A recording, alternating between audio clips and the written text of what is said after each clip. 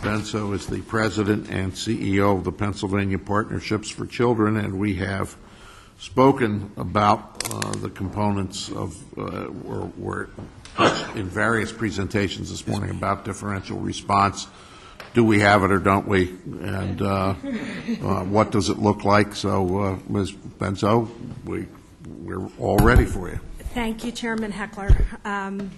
Good afternoon, everyone. It's really a pleasure to be here today. As the Chairman said, my name is Joan Benso. I'm the President and CEO of Pennsylvania Partnerships for Children. We're the only statewide, independent, nonpartisan child advocacy organization in our state, and we're committed to improving the health and education and well-being of children in the Commonwealth. This year we celebrate our 20th anniversary, and we've advocated for many policies that improve child's lives and life outcomes. It's really a great opportunity to talk to you today. First, I want to commend you. This is a really difficult process you're going through. And you've been thoughtful and deliberate, and the opportunities I've had to sit in the room and listen and read a lot of testimony, you've been very careful in your approach to this. Child protection is an emotionally charged issue, and that can evoke a visceral response, which is all the more reason we would urge you to be sure that when you're done, to the degree possible, you back up your recommendations in data and evidence. That's not possible across the board, and today we're going to bring you some data people tell you you can't look at. The child welfare system is complex, and attempting to review and improve public policies for those of us, I remember the chairman when he was early in his House career, so some of us have been in this building for far too many years. Public policy is, in general, a challenging thing. But the child protection system, as Deputy Secretary Makareth has suggested, is intertwined in the entire health, education, and human services system for our kids. And it makes it that much more difficult. I want to thank Casey Family Programs. You heard from Dave Sanders, their Vice President, a few months ago. We work in a strategic partnership with Casey that gives us really an excellent opportunity to be much more expert in content. It's actually David Sanders who came to me 5 years ago and asked why there wasn't a statewide group in Pennsylvania with an independent voice using data to try to influence child welfare policy. And he convinced my organization to change its mission to take it on. So here we are. We fundamentally believe in our organization that all public policy should be driven by evidence, data, and research. And at some point, no doubt, you're aware that analyzing child welfare data in Pennsylvania can be complicated, to say the least. Pennsylvania is probably, we believe, we're pretty sure of saying this, the only state in the country that doesn't have an integrated statewide data collection system. There's about a dozen states that don't have a statewide automated child welfare information system, better known as a SACWIS. But most other states have something better than we do. So it's very challenging for anyone to try to give you a legitimate picture of both child protective services substantiated, child protected services unfounded yet accepted for service, and general protected services, children, families, and cases. But if you work in my shop, you wouldn't be surprised that I said to people about 6 weeks ago, so why can't we do that? Really? Well, we tried. And we're bringing you something today that gives you some information, and we're going to qualify it, 64 ways to Sunday. But it's better than nothing, so we're going to ask you to consider it. There's a lot of data in the packet and information we gave you. We've done a lot of research for you. We've been trying to work closely with joint state government on looking at differential response. Dr. Christian, about 14 times today when you spoke, I wanted to jump up and say, but yes, right, go, because you're hitting the nail on the head. The first piece in the packet you'll see is an annual report we do on child welfare in Pennsylvania that we've been doing now for 3 years, but again is primarily CPS data. And when we place a kid from GPS or in-home family services. If you went to our website and if you're more interested in Blair County, we do 68 of these reports every year. We'll do every county compared to counties like it and then the state report. But what we really want to talk to you about today is the fact that we lack a full data collection system. We do believe there were means to gather data. So as I mentioned, we took this on. We looked at data from 42 counties in Pennsylvania. 25 counties provided to us in a partnership with the Department of Public Welfare through their CAP system that's trying to build that statewide data collected system. 17 counties reported to us independently. We made a small request for data. We just really wanted to get our hands around. So if our GPS accepted for service floor was really our definition in Pennsylvania, what would reports look like? If we accept a family for service, that might equal substantiation in another state. What would our rate look like? How would that break out in the big categories of sexual abuse, physical abuse, and neglect? I mean, fundamentally, we were asking ourselves, is Pennsylvania an outlier? Or do we just lack the data to know whether we're an outlier? Well, after that effort, what ended up happening is we could only use data submitted to us from 5 individual counties. I should mention that Pennsylvania Partnerships for Children for nearly 20 years has been Pennsylvania's Kids Count grantee. So we have a lot of data capacity as an organization. We also have technical assistance available to us through groups like Child Trends, who worked with us in helping validate what we were assuming here. And we really need to thank the data contractors at the department. They're excellent people. They work hard. They're smart. The County Commissioners Association, their children and youth administrators work directly with us as well. So what we're bringing you today on this little chart, the second piece, is a statewide data sample extrapolated, statistically sound, 14% of the population, from data that we were able to collect from Allegheny, Lehigh, Lycoming, Schuylkill, and Venango counties. The sample is statistically sound because its size and also because of the diversity of counties we included. Now, the reason we included only those counties were they were the only counties who could give us 3 core pieces of information. The data that's embedded for everybody in the national data set is CPS, but they could give us CPS unfounded data, unduplicated child victim, okay? Accepted for service in CPS, no substantiation, a unique child victim. And they could do the exact same thing in GPS, along with their GPS child reports. So we blended that with the data that exists in the National Child Abuse and Neglect Data System, NCANS. With these 3 pieces together, the rates you all see are the traditional comparative national rates per 1,000 children birth through 17. So what I want to tell you is simply what the data says. We know Pennsylvania has a very high threshold, right? I will tell you that we think we should change that threshold. What we want you to be particularly careful you do not do, and Bev and I are in a lot of conversation on the behavior and truancy issues, is change it in a way that the remarkable work we do that is indeed prevention on the neglect side, generically, on the GPS side, doesn't go away. Because when you compare us, we serve way, way more children long before other states do. And that's good news, and we should think about that. So here's the long and short of it. The national rate of child abuse in our country is 40 children per 1,000 children ages 17. Our blended CPS, substantiated, unfounded, accepted for services, and GPS accepted for service rate is 59.8 children per 1,000. Now, if you look at that just as our, the rate people would normally talk about, just CPS reports and unfounded, that rate's only 8 children, because we are missing the biggest part of our system. If you go on and you look at the national substantiation rate, that's basically the substantiation rate, we again blended accepted for services, unfounded, these are unique child victims, accepted for service, GPS, let's pretend that's our floor. We then moved to a substantiation rate per 1,000 children in our state with a national rate of 9.2 to 16.8. We're higher than other states. And we'll break that out for you in a moment by type. Now, I want to make one caveat there. Our definition on the GPS side that brings in some issues of behavioral issues. You know, Bev and I laugh about this all the time. I say, why didn't I start doing child welfare before my kids were adults? Because I would have given them away. You know, no one ever told me that if they didn't agree with me, and I could just give my kids away. Now, I'm being dramatic here, obviously. But in the end, we think that number is probably so high. That's 16.8. Because we place truants at a rate that other states do not, even though 25 states have something in their law about education.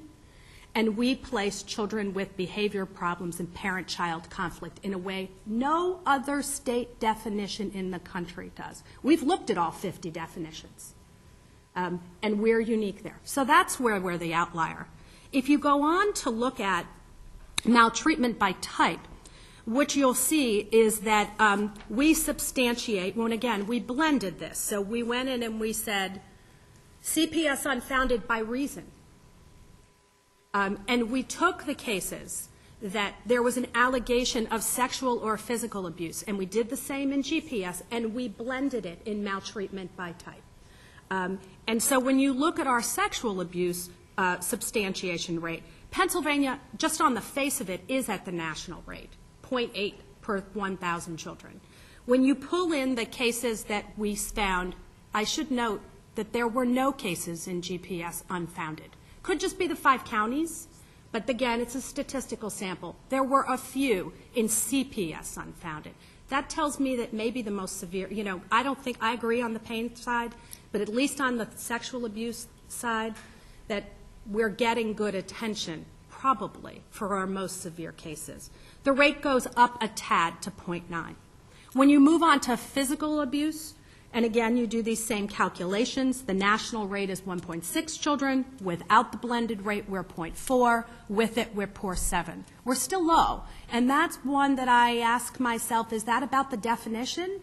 Or is that about because our neglect number is so high and maybe fewer children ever, Bob's note earlier about the parent who threw the baseball bat. I leaned over and said to my colleague, that parent's going to hit that kid someday. Right? So maybe we find more. It's conjecture on my part. When you go to neglect, the national rate is 7.2 children per 1,000. NCAN says we have 0 because there are only 90 reported cases. It's not even reportable because, again, we're only as CPS founded. When you put in our GPS and CPS, all unduplicated victim cases, 15.2%, or 15.2 per children per 1,000. So if I get nothing else across to you today, 2 things. Yes, we need a much better data system. And I will be so disappointed if one of the recommendations of this task force isn't a SACWIS or a full-blown state data collection system. We do not have the appropriate checks to do good management and coordination or public accountability. And if you're going to restore public accountability in this system, we need to be able to prove to people that we have the data and we can demonstrate by data that we're protecting our kids. But don't let people say to you, there's no data, and we don't know. If you further go on and look at the data in the little chart we gave you, and someone else said this, something like this earlier today, the last table, the last block on the table, is children receiving in-home services in a quarter, right? You can't multiply by 4 because the average child gets services for 6+ months. So we would have duplicated kids. We were very focused on keeping the numbers unduplicated for you. We serve 4.5 times more children in the GPS system than we do in the CPS system. This is good. We need a lot of other things fixed. But our GPS, CPS model, which is a differential response model that needs lots of reform, is a good model. So don't get rid of that part. Let me move on past the data.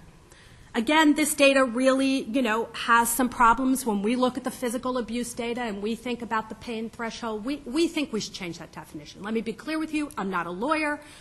There's plenty of lawyers in this room, talking to this room, on that panel.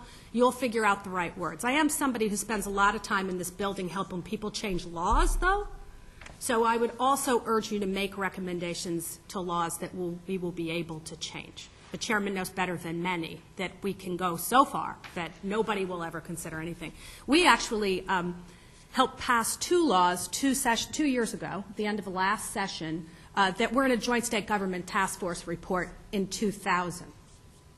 It took more than a decade to get people there because it became too complex. So learn from those mistakes of all of us of the past. I mentioned the SACWIS already. In addition to the data work we've already undertaken, we began to study very clearly the work of our progressive approach to responding to reports of child abuse and neglect, an approach known as differential response or alternative response. The Deputy Secretary mentioned a few meetings ago that she asked us to partner with joint state government on this, and we have been doing so, and we will continue to do so. What we should tell you is that we're not a dinosaur. We were actually an innovator. We were one of the first states in the country to implement a DR system. 20 states have done so now, and I hate to disagree with people who came before me today. My staff tells you I always like to go last, even when I run late, because I get to correct things that people said incorrectly. Actually, 20 states there are 20 evaluations, including a randomized trial. So you were told today that potentially there isn't good data on the system. That's not correct.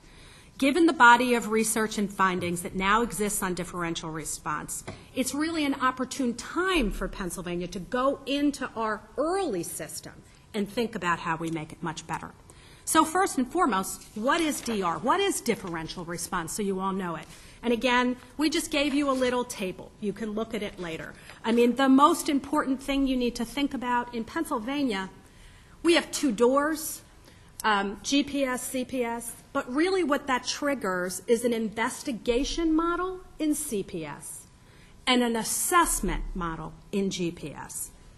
That's traditionally that is the core component of differential response. In the investigation response is based on the severity of the alleged child maltreatment, the premise that there is a criminal involved, and that is similar in our CPS report. These investigations, while I hear of lawyers and believe you, target gaining forensic evidence with making the goal of a formal determination of whether child abuse has occurred and who perpetrated the abuse.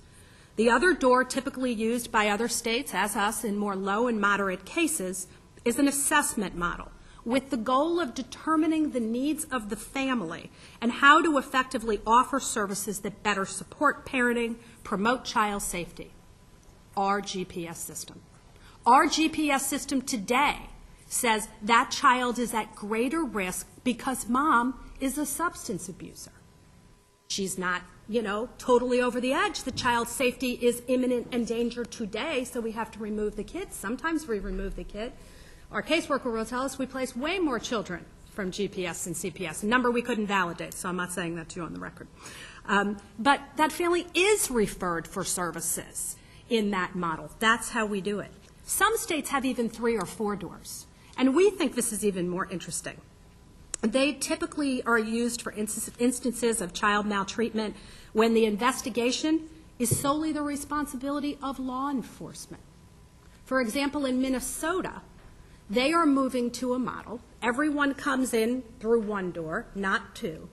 The cases where we really believe is criminal go off. They're experimenting with then taking that away from the Child Protective Service Agency and putting it solely in the hands of the criminal justice system, right? Our colleagues up here, right? So it gets referred, and then they siphon off the most minor cases, which might just be there is not adequate food or heat or water in the household. They might siphon off the least dangerous cases for community services. And then their child protection system in an assessment model works in the middle. Minnesota is also moving to use social workers, not people whose title is a social worker. I'm sensitive about this. I have a daughter who's a Penn MSW, so I know what a social worker is, and who's social workers who have been trained to really work with families in that manner. I attached another table to chart to your packet. Again, we just tried to give you a lot of background information today. That is really focused on the research that has been done in differential response systems in other states. It's a comparison of the investigation assessment pathways, and it was prepared by the Administration of Children and Families of HHS. You can see that in the differential response system, when we're in assessment, we're in a much different model of working with families than when we're in investigation. The process is different. Families respond differently. And as joint state government is finding out, you know, our 67 counties, we have 67 systems. We all know that. That's happening differently in different places, but that core element is based there. An assessment isn't concerned with making a formal status determination or a disposition of when abuse occurred. Instead, an assessment is oriented towards working with the family to address the underlying issues that are compromising child safety.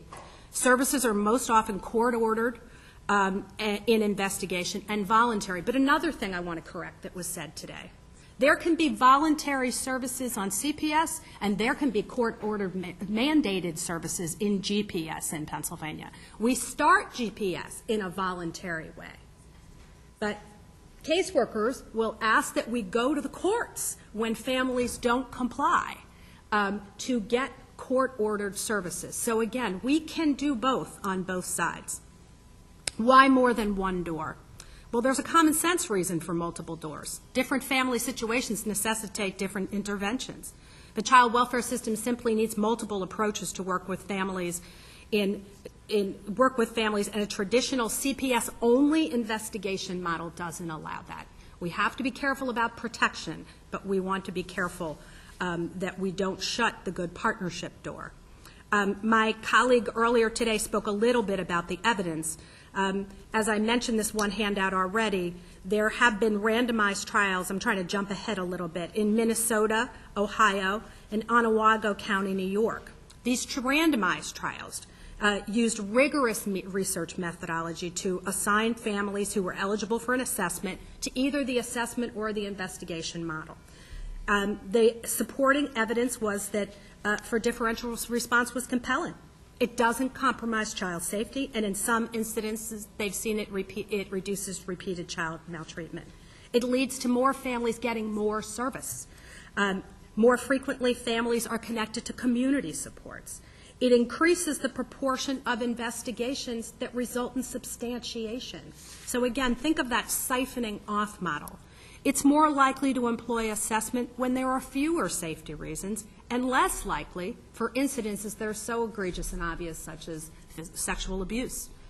It's more likely to rely on assessment for older children and reports made by non-mandated reporters, and more likely to rely on investigation for younger children, which we heard today is one of our highest risk categories. So do we have a DR system or not? Because people say both now, don't they? Some people suggest we've been dropped off. There's a map in your packet provided to us by the National Quality Improvement Center in Child Protective Services, funded by HHS, operated by the American Humane Association. And you will see that indeed Pennsylvania is highlighted as having statewide implementation. The implementation that we would want? No. That's partly what we can improve. But we are clearly on our pathway. Pennsylvania's system, if we move further on, aligns with the core components of differential response. Again, another background piece for you is that American Humane speaks to basically 7 or 8 core elements, and we have strong pathways in both GPS and CPS. As you know, in Pennsylvania, families can enter in through different doors. No formal determination of maltreatment or perpetrators happens in our GPS side. Families can receive services voluntarily.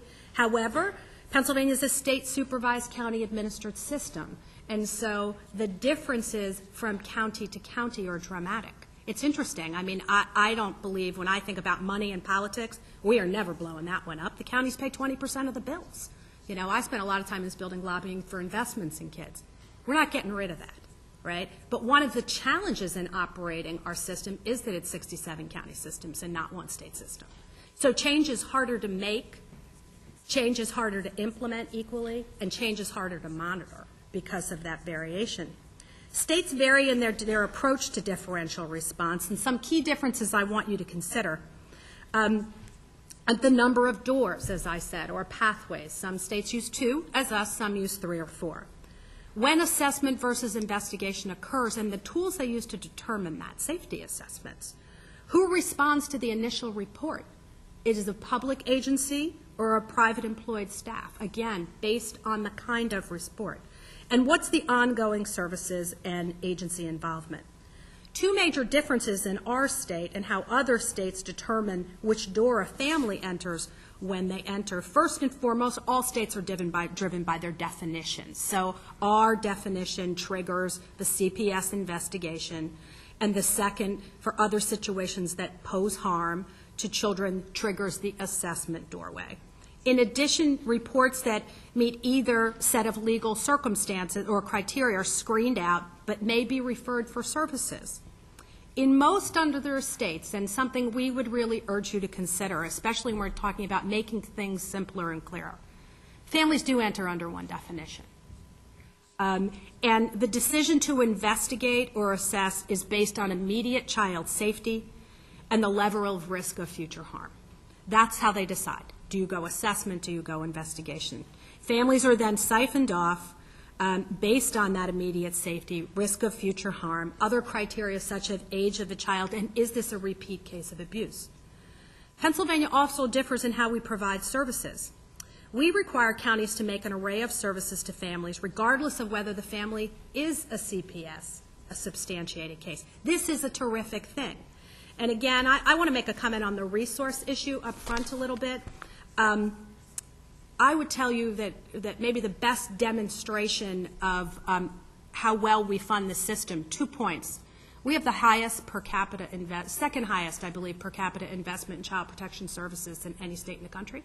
I don't think money's a big part of the problem, and I don't say that about many child serving systems. Delilah will tell you that no one asks her on an annual basis how much money she needs to serve every estimated victim, adult or child, of sexual assault in the state. We don't operate any other human service systems or education or healthcare services systems that way.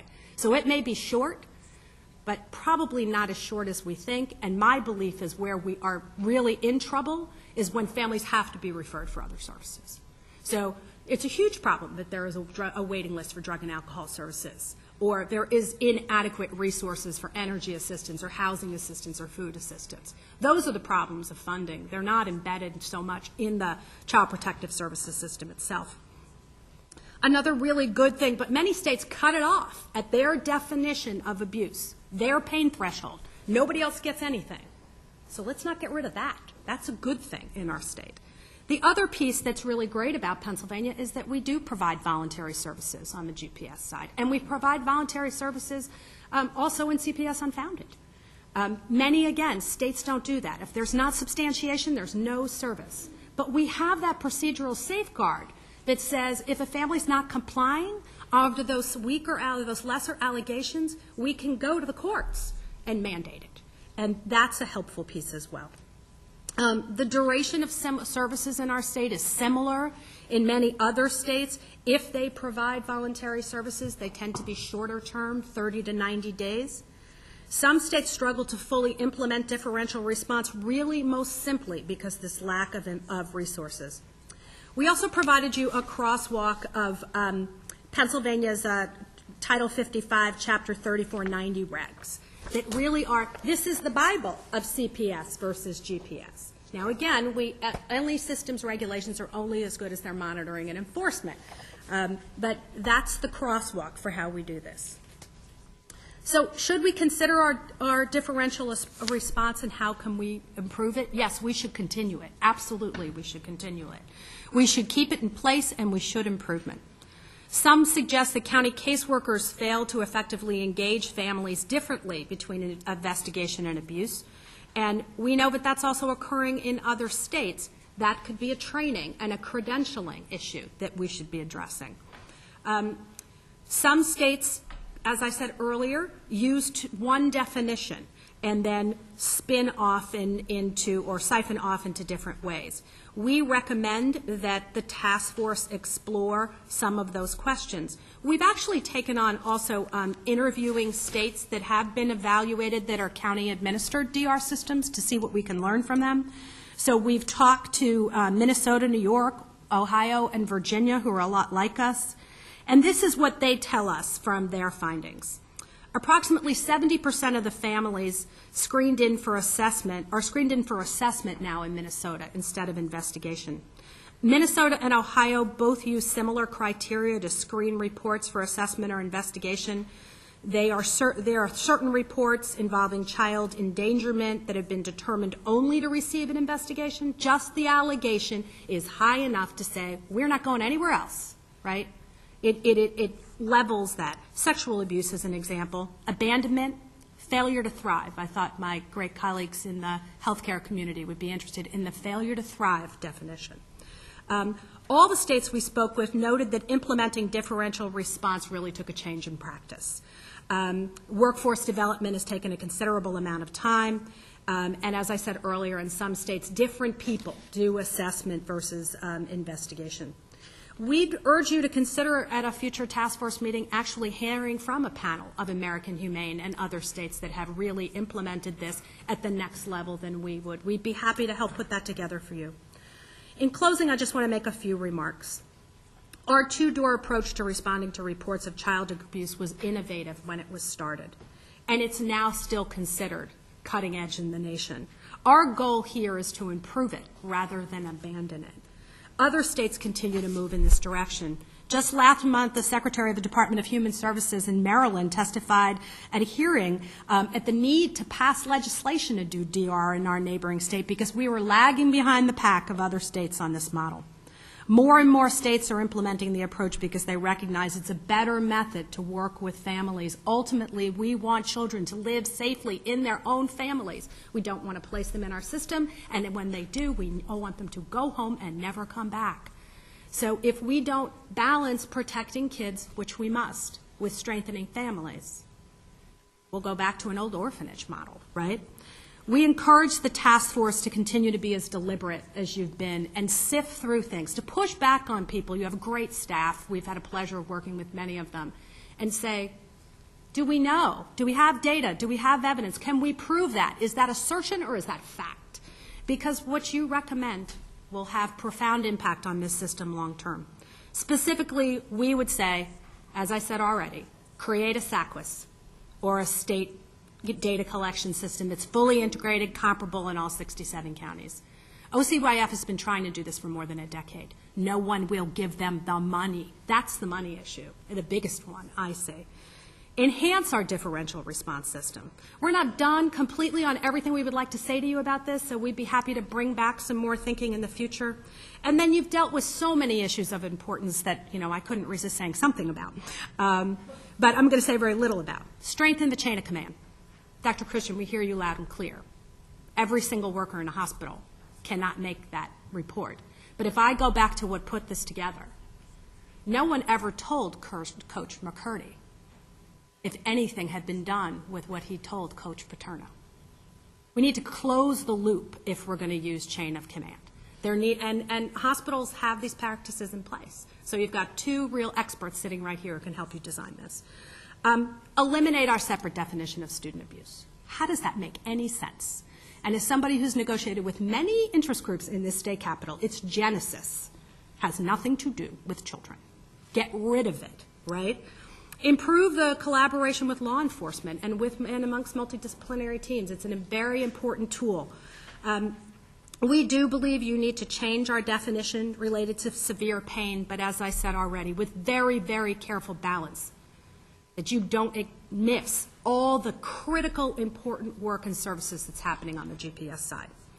I will continue to talk to my colleague and friend Bev Macarith about what the heck we do about that truancy and behavior thing. But we do need to be careful that the child welfare system, as our friend Bob Schwartz said to us earlier today, is not solely picking up the slack for other child-serving systems like education or healthcare that aren't meeting kids' needs. We should not be the fail-safe unless children's safety is concerned. We've been looking at mandated reporter, and I tell you, we're confused on the topic, and we're digging deeper into the data because we want to look at, is the substantiation rate per 100,000 children higher or lower, right, for us? So when we finish that data, which will probably be in the next few weeks, we'll give it to you and go from there. And with that said, I just really thank you for the time and the energy. This is an enormous commitment from all of your part, and I, for one, who care deeply about the system and the state's kids, I'm very pleased that you've made this commitment, and I trust what you'll come out with. Thank you. Thank you very much, Ms. Benso. I'm going to exercise the chair's prerogative. The mind can only absorb what the backside can endure. So unless there are any particularly pressing questions, as we may hear from you one way or another again, I think we'll. Dr. Christian. Joan, thank you. That was really very interesting. I really enjoyed seeing the data. And I'm sorry, everybody. Lunch is waiting for us, I understand. But I do have one question. To blame the lawyers before. No, I'm kidding. I do have one question that I really want us to all think about. One is that we've said a number of times that many of the really most horrible cases that we see are these, 27 GPS, some unfounded, some Yes. blah, blah, blah, they just go on and then something terrible happens. And one of the things that I don't completely understand is when we have a CPS report and it's an unfounded report, it's expunged.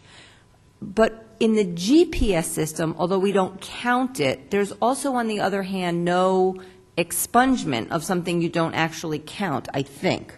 And so sometimes child welfare agencies have a lot more information about old GPS reports than they do about CPS reports. And I think we need to think about that kind of, because I do want us to count the GPSs, but I don't want us to expunge them because they're so important. Let me make a suggestion in the interest of time. Why don't we just answer that question in writing for you and explain what it's supposed to happen, what's supposed to happen in Pennsylvania? Because there is more information there. I was very excited about the dashboard idea. And I think we lose pieces because people don't have all the same information. But we also can't get hung up about the fact that if we don't have a perpetrator, it doesn't mean we don't have anything, right? You're absolutely correct. And because we lack a SACWIS, because we lack the ability to track an individual child, we struggle with carrying the case of a child who's accepted for service in unfounded CPS and were they already in GPS. And then there should be practice around what happens when that happens too many times, because it's setting up a different level of. Well, let me just throw out just to be provocative, I suppose, if we're going to have a child-centered system, I'm not sure where the concept of expungement comes in at all. Expungement is something to protect the alleged perpetrator, Not the victim. so that if we're building a file on this kid until the child gets to adulthood, I'm not sure why.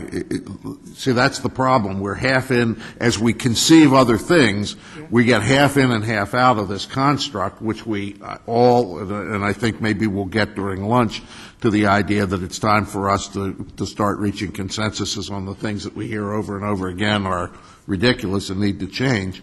And so we're kind of halfway there. But yeah, at any rate, I think right now, honestly, from my perspective, again, there are many people in this room who would answer this much better than I have, based on much better knowledge. I believe one of our biggest problems is when a child leaves the county that they've lived in, because we don't have a longitudinal child data collection system, so the case doesn't clearly move. Whereas if within the same county, you might have a better handle. But I could be wrong. Well, and the subject was brought up today, and I mean, parents are also moving state to state. Oh, of course. And that creates its own set of issues. And then I think you've got enormous balance issues, and for those of us who will still be in this building and try to make this legislature and this administration implement your recommendations, there'll be balance in a lot of it, right? Thank you so much for your great work. You've left us wanting more, so that's...